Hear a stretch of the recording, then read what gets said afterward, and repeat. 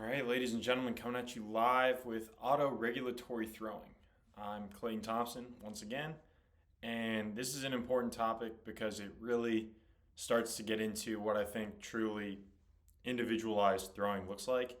And we're going to go through what a typical velo program looks like, kind of the flaws I see with this, and how we can work to get better results in a velo program with our throwing athletes. And so, as you can see right here, we've got typical things: Sunday off, Monday recovery, Tuesday velo, Wednesday recovery, Thursday hybrid B, Friday recovery, Saturday high day, velo day. So, kind of whatever you do, like mound throwing, whatever you want to call Saturday, whether that's velo or not. But still, high intensity on Saturday, Tuesday, recovery Monday. The way that I normally would do something like this is Monday would be like more of a acceleration priming type day, maybe with a upper body lift to get the CNS ready for the Tuesday velo day. But kind of whatever your schedule is with this, and then Thursday would be like a moderate mound patterning day or something like that, where you're throwing at moderate intensity off the mound, kind of getting your feels, kind of working on mechanics, whatever. So the first thing that we need to talk about is CNS fatigue. What happens? So if you throw hard, the next day your body feels like shit. That's muscular fatigue. CNS fatigue is if you felt great, you just wouldn't throw as hard because the nerve impulses aren't firing as fast. The muscles aren't contracting as hard. A lot of things are going on. So the big thing that also happens is I was reading, as many of you know, D.B. Hammer's book, and he talked about the ANS, the autonomic nervous system. And so the autonomic nervous system is pretty much in charge of all the biological processes of recovery. Okay, they happen naturally. You can't really control it. As hard as you try, you can't consciously put yourself in a parasympathetic state to recover. Okay, I mean, that's a little bit different, but you can with like focused breathing and stuff, but you can't think, okay, parasympathetic. Like it's not consciously controlled by you. And so if the CNS is fatigued, the ANS is also fatigued. And many of the biological processes that need to happen to recover don't happen as quickly or as efficiently. Very important thought that I just thought was really, really cool. And so CNS fatigue is different for every single exercise. If I'm sprinting, if I'm throwing, if I'm lifting, each exercise is going to impact me slightly different. If I can do bicep curls every day of the week. I can't sprint high intensity every day of the week. I can't throw hard every day of the week. So each exercise has its own way of impacting the nervous system. High velocity impacts it the most, as sprinting and throwing generally have the highest impact on the nervous system out of the exercises that we would normally do. So manipulating these fatigue levels. Stress creates the adaptation, and then fatigue is the result of the stress. And so if you want really large amounts of fatigue, you're not guaranteed to come out of the hole, right? So in a velo program, normally what happens is athletes week 1 and week 2 feel really good. Like they're veloing, they're throwing harder, like everything's going great, and then they enter this thing called the hole where there's too much stress and they're fatigued and they're down several miles an hour chronically. And so in order to come out of the hole, they need a deload. And normally on the other side of the deload, we see this nice super compensation graph that everyone uses. That's not really what happens, but it's neither here nor there. You go up and you go out, and your new plateau is your new peak. Okay, and that becomes your training, your baseline. Okay, your fitness baseline. That's what it is. Okay, so fatigue, for our discussion right now, is the percentage of drop off on that day from your peak. So, I'm an 82 mile an hour thrower. I throw a pitch at 83. My baseline is 83 for that day. And so if at the end of the day I'm throwing 79, the fatigue percentage was like 3%. Okay? So you had a 3%-ish drop off. 3%, maybe 4%. 4% drop off ish. So on that day. Okay? So that's universal for everyone. Baseline of the day, if you PR, if you start the day off at 82 and then you go up to 85, 85 is the initial baseline, and then if you go down to 79, that's a 6 mile an hour drop off. So that's like an 8% drop off. Okay, so that's how that works. And the other big idea is that different people respond to different levels of stress. I'm a really muscular bound guy. I get really fatigued when I try to throw hard. Really, really fatigued. I'm down bad. Like I use all my muscles. I'm not an elastic thrower, and it doesn't really velo doesn't really come easily to me. It's going to impact me a lot differently than it's going to impact Jacob deGrom, who throws 100 like it's nothing. So what we're normally going to try to get on the fatigue side of throwing is 4 to 8%. That's where most people are. That is like the sweet spot.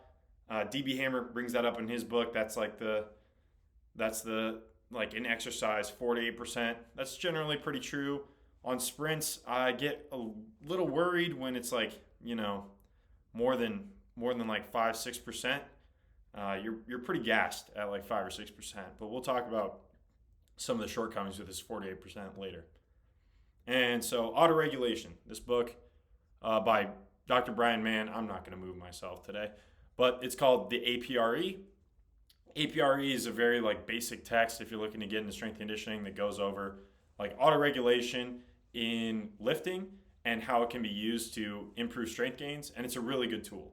Autoregulation is something that the upper echelon athletes should absolutely be using in the weight room. It just makes too much sense. They know their bodies. They know how they feel. You should give them opportunities to train according to how they feel, especially during things like in season when they just have pitch. Like they still need to train. You can't give them an out, but you can give them ways to train that doesn't like ruin them. So this works well with pre-existing levels of fatigue. Oh, also drop-off sets. Anytime anyone says a drop-off set, they're talking about autoregulation. That's something I didn't really know until pretty recently. I was like, what are these drop-off sets? So autoregulation, there's a drop-off in your performance, the fatigue, okay? And so works well with pre-existing levels of fatigue. If you're more fatigued, do less work. If you're feeling good, do more work. That's the very general way that autoregulation works. Once again, we're trying to find the amount of fatigue that is right for the individual. If I feel really good on one day, you're going to want to accrue more stress, more fatigue than if you feel really bad, because we want to stimulate recovery if you feel bad, and we want to stress you if you feel good. N always equals 1. We're individuals. We're not the same. So here's the downfall of autoregulations. People will take advantage of this system, and that's just something that you have to know before you give it to athletes.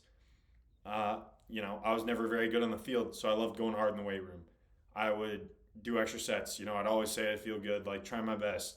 I'm going to take advantage of this system because if you give me an option to do more work, I'm always going to do more work no matter how fatigued I am. Okay? But you give it to one of your better athletes that hate the weight room, don't see how it's specific to sport, don't care because there's sport coaches in there. They're going to feel badly every time. Okay? They're going to go into the bottom tier, like whatever you have set up, like they need to be told what to do. You just need to know this going in. Like it will happen. It's the first law of economics. People will always take advantage of incentives. And that is exactly what is going on right here. There's an incentive. They get to do less work. They get to try less. Always going to happen. They're your best athletes, though. Who says that they should do more work? They're the best. So, but this is generally, like the more experienced people are, the better this goes. All right. The second thing that we have to talk about is Charlie Francis. So the first thing that I'm going to address is the steroid scandal with one of his sprinters, Canadian gold medalist Ben Johnson. And so he did steroids and came out publicly and had his medal revoked after winning the 100-meter gold in Seoul, Korea in like 1986 or something like that. To address the steroid concerns for Charlie Francis, he wrote a whole book on it, but everyone was doing the steroids, so get fucked. But personal Mount Rushmore coach for me. I've read most of his books, most of everything he's ever put out. He's one of the GOATs. I try to style my training after him for a reason. One of the reasons why he's so good is he invented this thing called the high-low system. Everyone should use the high-low system. I'm a big proponent of it. And the high-low system literally says that the medium intensity is useless. It's not recommended for speed training. So it's too fast to recover, but it's not fast enough to get any like neurological benefits, not very challenging on the nervous system. So it's very here or there. Okay, you're either up high, you're down low. You're not in the middle. The middle ground's good for no one. The other thing Charlie Francis talks a lot about is how the peak is a stimulus. So you PR that day, like generally that's the peak. There's no other adaptation that you're looking for. Like the peak stimulus is the most stressful thing that the body will experience. The hard thing to know is like if my athlete's feeling really good, like where does the peak lie?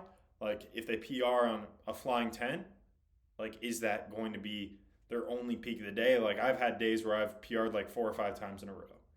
And it happens. But the peak is what you're looking for. You don't want the fatigue. The fatigue isn't like throwing through fatigue, like running through fatigue. Like if you're not at your best, like why are you trying to throw hard? You haven't completely recovered. And so it kind of like you should be doing tempo runs, low intensity throwing, things that can get you feeling better so you can have the peak again. And you just want to keep peaking. So over fatigue is bad for sprinting, bad for throwing, and you don't want to end up in a situation where you have to rely on this medium intensity ground because it's not going to give you the neural benefits. It's not going to help you be faster. It's not going to help you throw harder. And that's pretty true in throwing. I think medium days are pretty useless. If you're going to do patterning at high intensity. Don't waste a medium day. Don't waste a recovery day on it. So this is a high-low velo schedule. So versus a traditional throwing. And so you can see it's like pretty much the same. Tuesday, high day after a Monday primer. That Thursday gets turned into a low day instead of a hybrid B with a Saturday high day, high intensity velo day. It's they're pretty much the same with the exception of that Thursday. People would generally have concerns about throwing volume, I'd say. But my counterpoint to that is automatically no one cares about throwing volume. If you throw 75, like your peak needs to improve. This is generally for people that are trying to improve peaks, but we're also going to talk about capacity today. So I'm not super worried about that at all. And then this is generally just how a reliever should throw. They throw hard, and when they're not throwing hard, they throw slow. Like you want them to throw them hard more often with less volume. So this is the peak. This is the peak training Charlie Francis high-low system, especially for throwing. So high day constitution. What makes up a high day in throwing? So we're going to choose generally a fatigue threshold. The literature says 4 to 8%. That is quite large. Because let's just say I throw 100.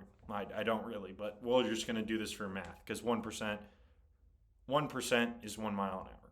So anywhere from 4 to 8%. So you're going to have a fall off of 4 to 8%, which is 4 to 8 miles an hour. That's a lot. That's not nothing. And so the other question that we have to ask is we can train either the capacity to throw hard or the peak. So we're going to choose to train how long they can throw hard for, or we're going to choose how hard they should be throwing. And so so the question to train peak, or to train capacity, is how many fastballs can we throw above the fatigue threshold? So if I throw 100 and I want to drop off of 4%, how many fastballs can I throw above 95.9 miles an hour? Okay? And so the general strategy is throw 96 as long as you possibly can. Okay? And obviously there's stipulations in there, like if you're doing this sort of training, they throw one 95.9, like 95.8, 95.7, like one in the 95 range, like they're good to keep going. Good. Because they might have just sequenced badly or something, but if the repeated trend is down, then they're done. Versus how many of our hardest fastballs will be above the fatigue threshold. So we're going to throw our hardest fastballs, 100, 99, as many of them in a row as we can throw as hard as possible above 95.9 miles an hour without it falling off. And so the dynamic that I really want to stress here is that it's not capacity or peak. Like you're going to want to raise both of them together. So Tony Holler, his Feed the Cats big mantra is that the peak raises the floor. And so if I throw 100, I'm going to have an easier time throwing 90. Like that's just how it works. And that's true. That's very true as well. But numerous times you see people who raise the floor, raise the floor, raise the floor in their velo sessions, and then the peak just keeps going up and up and up. And so you should be doing both. You want high days where you're training capacity. You want high days where you're training peak. All right. So I'm going to butcher Victor's last name. Sulyanov. I'm not even, sorry. So this is Alactic anaerobic capacity training. That's right here in the middle of the screen. Okay?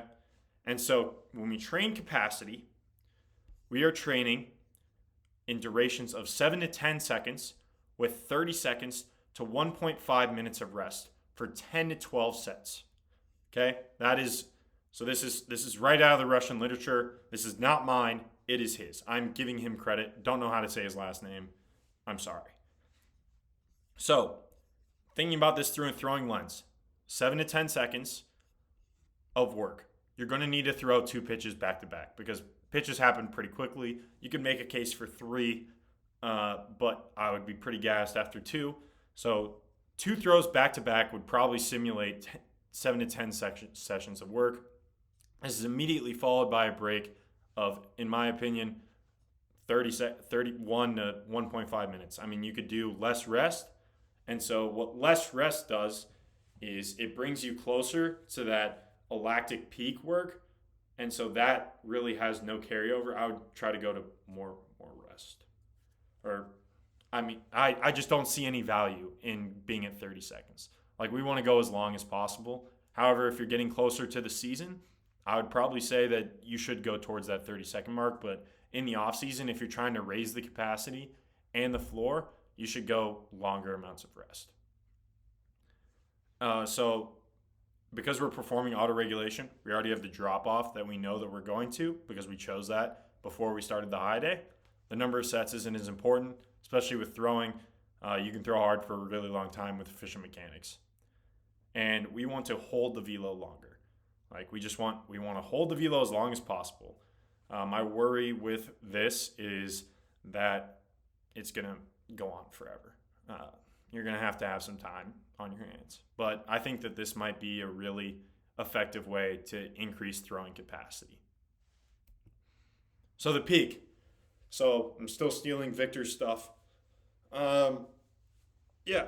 So same time of session. So same duration of work, 7 to 10 seconds. But look at this rest. So the rest between sets, 2 to 5 minutes. How many times in your life have you thrown with 2 to 5 minutes of rest between bouts or sessions? Once again, number of sets, 5 to 6. Not super worried about that. My argument currently is that we don't train peak velocity throwing. I just don't. Anytime I've thrown hard, I've never taken that much rest between throws. So I'm like, when you're running flying tens, when you're doing other high intensity work, like I've been gassed before. Like sprint training, any sort of high intensity training, like I have been gassed and needed 2 to 5 minutes of rest. I've never taken that same amount of rest between throwing sessions. I'm very interested to know how that would go. And it's not like when you're taking this rest, you're not doing anything. Like I would definitely still be playing light catch. Like I would maybe be playing 2-ball. Like I'd be keeping like the heart rate-ish up, and I'd be doing light exercise. Like for instance, Verkhoshansky, he has this boxing exercise type example that I was reading about. And what he does is it's like 7 to 10 seconds or 6 to 10 seconds of like high intensity boxing work. And then it's 2 to 5 minutes of like light shadow boxing. And then it's back to the high intensity work as long as the form doesn't fall off. And so that brings to my mind like 2-ball, just things to keep the body going and like active.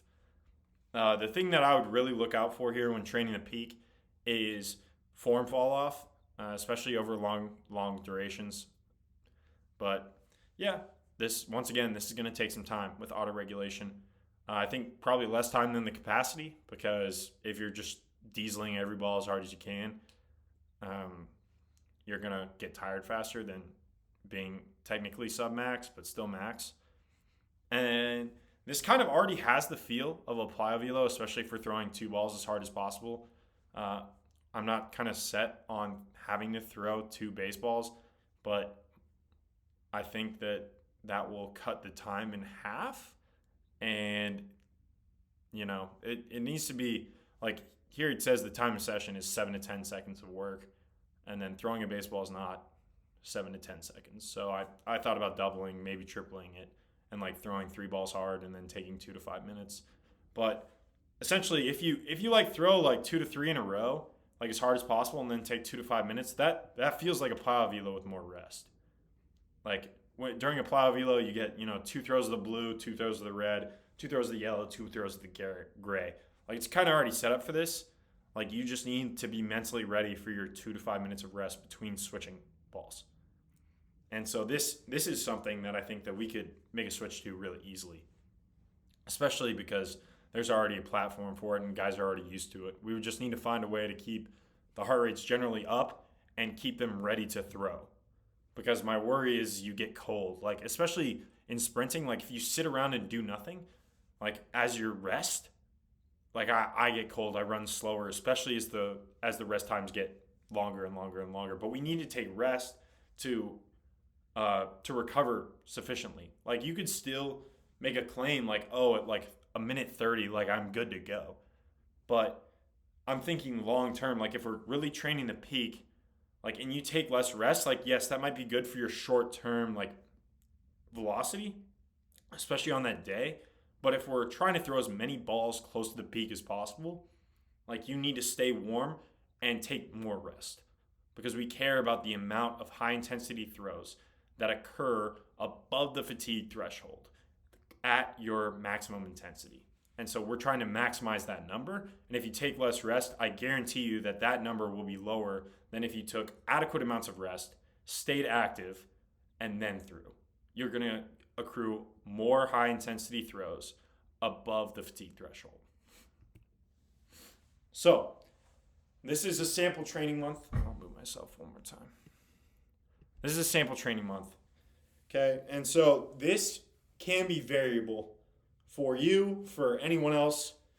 But this is like a semi-undulating fatigue model that I just cooked up in like 4 seconds.